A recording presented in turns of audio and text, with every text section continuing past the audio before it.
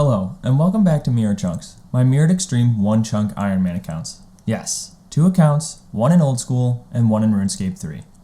Previously. But we'll leave the excitement of rolling a chunk for the next episode.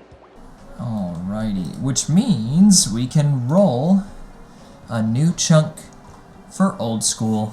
So let's go ahead and move over to the map. And so we have 3 available chunks. Nothing crazy. So without further ado, here we go.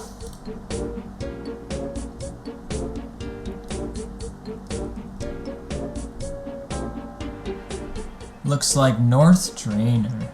So, a couple things. We need to complete the first step of Vampire Slayer. We don't actually have to access Puro Puro.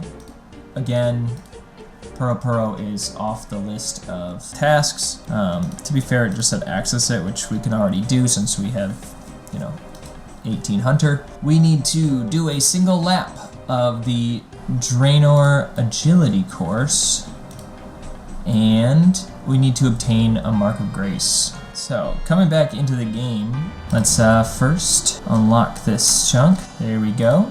We can now see it in all of its glory. And we can get... Well, actually, let's talk to this guy first. We'll do step 1 of Vampire Slayer. Get that done and out of the way.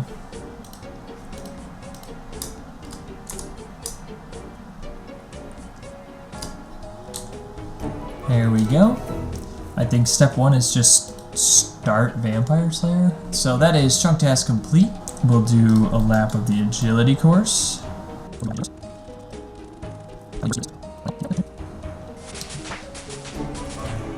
Nice. So there we go. That is a chunk task complete. So all we need is the Mark of Grace and we'll be done with this chunk. And that means Old School RuneScape will again be quite some speed ahead of the RuneScape 3 counterpart. What I'll do in the meantime on Old School is probably continue to get my agility up. It's not a bad skill to get up. But the other thing we could do is get up some of the other skills like thieving. I can get, now that I can pickpocket master farmers, it is actually going to be very beneficial to continue doing that to get the seeds for future farming grinds. Because we have this chunk, as soon as we get a farming patch, we do technically have a 99 farming requirement. Now granted, it's going to be passive, because that's just how farming works, but it is something that we will still need to do, and having the seeds to do it is going to make life so much easier. With that being said, we can also continue to do my favorite activity in the entire game, which is Forestry, to get more of those seed bird nests or seeds from the flowering event. That way we can have, more tree seeds, because I believe the seed nests only give tree seeds? Could be wrong, I don't actually remember. I didn't open any of these, but I probably do need to do that. But, yeah, so we'll probably get agility up, because again, I like running, and, probably thief. But I didn't pick it up yet. Oh well. Well, that's the Mark of Grace. That is every chunk task complete. So yeah, we'll just continue to work on some of the other stuff sort of passively in the background while we give RuneScape 3 a little bit more of our attention so that we can get it to catch up, because that would be wonderful. So, for RuneScape 3, we still need to get to 99 woodcutting, 99, whoa, not 99, dang, okay, I'm putting way too much pressure on that. 90 woodcutting, 90 fire making, and 95 fletching. So we are already at 74 fire making, 74 wood cutting, 3 firemaking, and we are at 45 fletching. Fletching is the only one that I feel like is going to take longer than I thought. But really the final big grind that we have is we need to get to 99 magic. Now, I was doing a whole bunch of, fun spreadsheet math to figure out what it would take to get to 99 magic and what the most optimal route would be, and how could I do this quickly, because it is going to be the longest grind. I don't have that many good monsters. The monsters that I do have take a long time to respawn. They don't give a whole lot of experience. They do drop some useful things, but nothing that I really need right now. It was then brought to my attention that you can spam cast curses and the curse spells on somebody, like on an enemy, as long as you have the runes. There's no cooldown for it. Unlike in old school, where once you cast Confuse, or you cast Weaken, or you cast Curse, you have to wait until that enemy's stats are no longer depleted before you can cast it again. So, that changed everything about what I was going to do.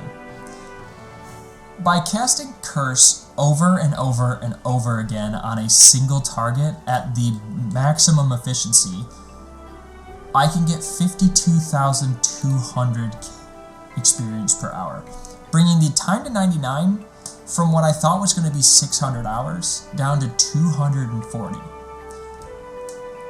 Now that sounds awesome, except it requires 1,800 Chaos runes per hour and a total of 424,000 runes per hour.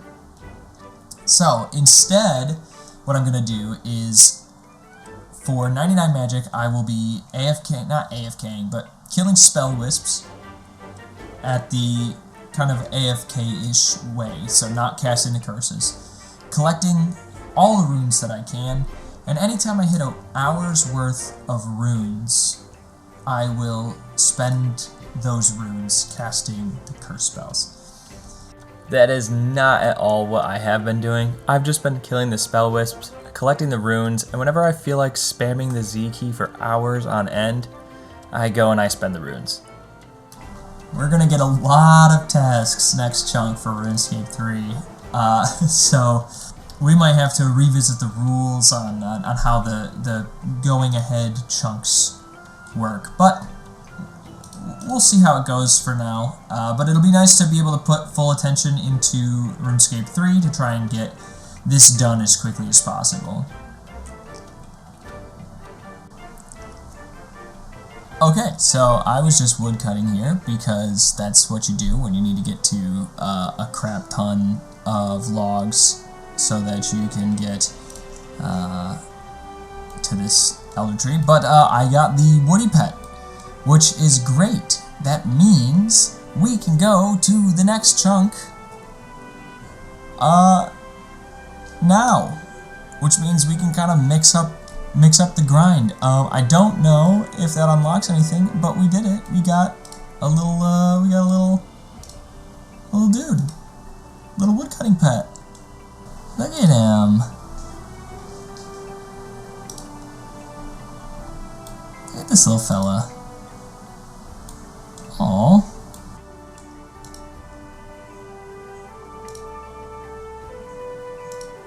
Wow, he doesn't like my jokes. Oh, but he's got some punny jokes too. No, that's awesome. That means we can indeed roll the next. So here we are on the chunk map. We can only go one spot, which is north.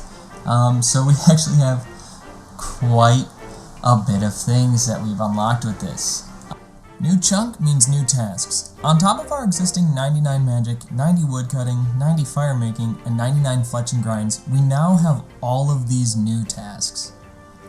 There are now a total of 124 tasks to do before we can follow old school into the next chunk.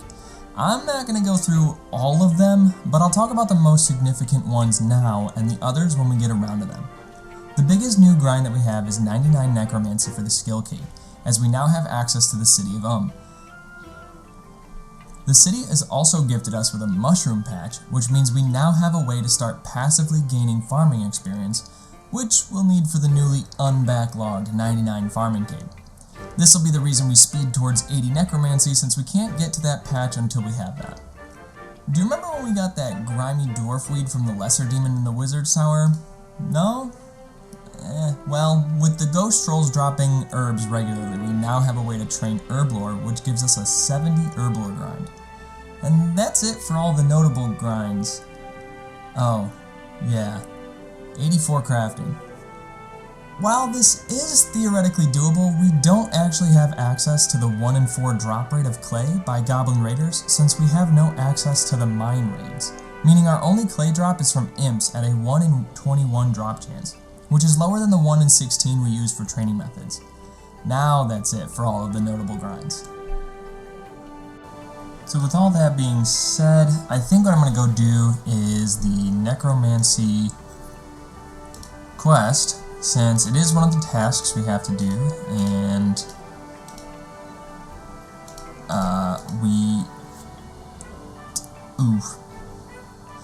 we'll need to get that done for the ability to actually level necromancy. I'm hoping that the monsters in this area give us better experience rates than spell wisps, although the runes from spell wisps are kind of nice over whatever we get from the ghost trolls, which I think is just farming stuff. But yeah, we'll do necromancy. We'll get that done, and that way we can start leveling that as kind of the active grind, with wood cutting, fire making, and fletching being kind of the passive AFK I'm playing on mobile grind. I forgot this whole quest is necromancy bad, but I'll do it through the power of friendship. There we go. Necromancy completed. So we have been given the ability to use necromancy, which is great. So we can now do necromancy stuff, which includes the rituals and the combat and all that fun stuff. Now that we've done that, we can go, and I believe first we can activate the lodestone, which is great. Now we have teleports, I believe. And that is also another chunk task complete. We get a bank over here. We actually have quite a bit of stuff. I think I can go over here. This guy will give me, I believe, our best in slot gear for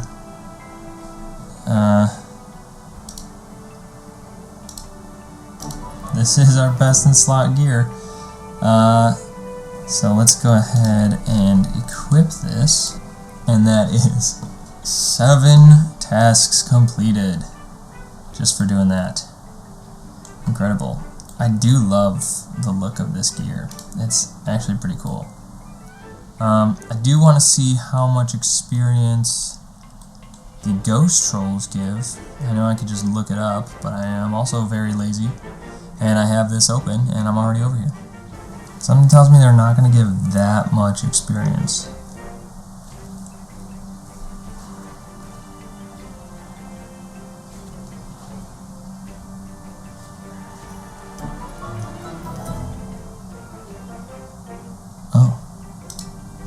Oh, would you look at that?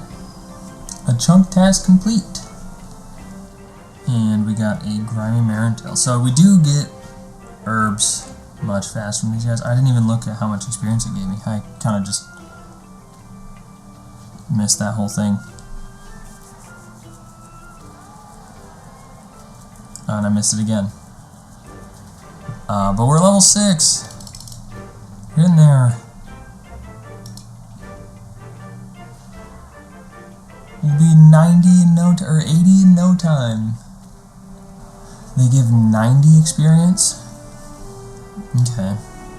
That's not too bad. It could be much worse. Let's see, how fast do I kill them with magic? Honestly, not that fast.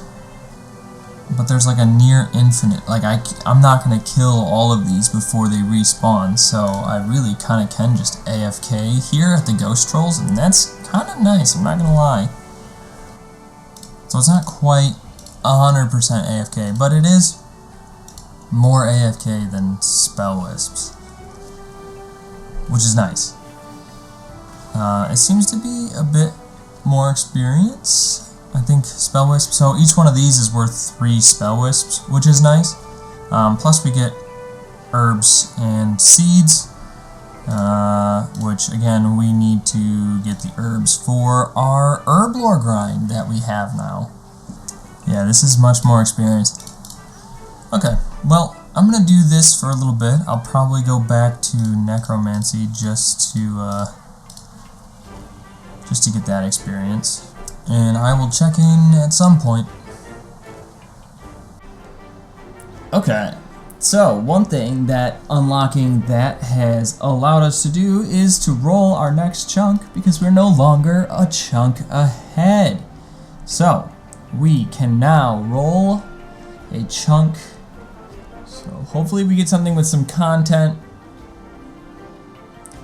That looks like nothing with content.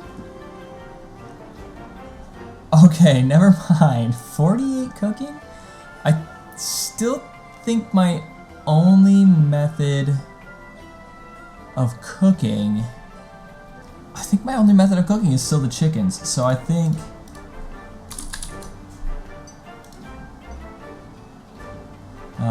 I have to do that still. So that'll be interesting. Oh, I just realized I was recording this whole time. But here's the chunk we rolled. We rolled this Falador or Lumbridge Farm, something or other. What do you call it? Lumbridge Mill. And that has given us a 48 cooking task, and everything else is kind of just super duper easy. Although I don't know what these gardening boots are. My guess is killing farmers. But that means that we can come onto the map. We can unlock this guy here, and we can move over here. So I have to get a cape from the highwayman, and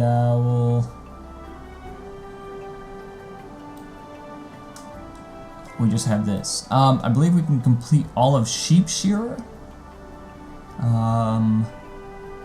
We can do the first step of the Ides of Milk, and then we'll have to do something about dyeing the cape. So we'll have to kill the highwayman to get a cape, and we'll have to work on 48 cooking. So what I will do is probably work on the 48 cooking. I don't think I'm gonna save the chickens this time. I think I'm just gonna go with the tinderbox and a weapon and do that. And probably what I'll do after that is the rest of the chunk tasks, and then I'll get agility up as high as I possibly can, because that run energy will just be so nice. Or I'll just do some minor smithing tasks. Who knows? We can do whatever we want on this character, really, because none of the tasks are that. So we'll go ahead and get that done, and we will check back in. I need to get some stuff to do that cooking grind. Lots of fun new things on the horizon. Looking forward to knocking out a few of these smaller tasks in the next episode. Thanks for watching.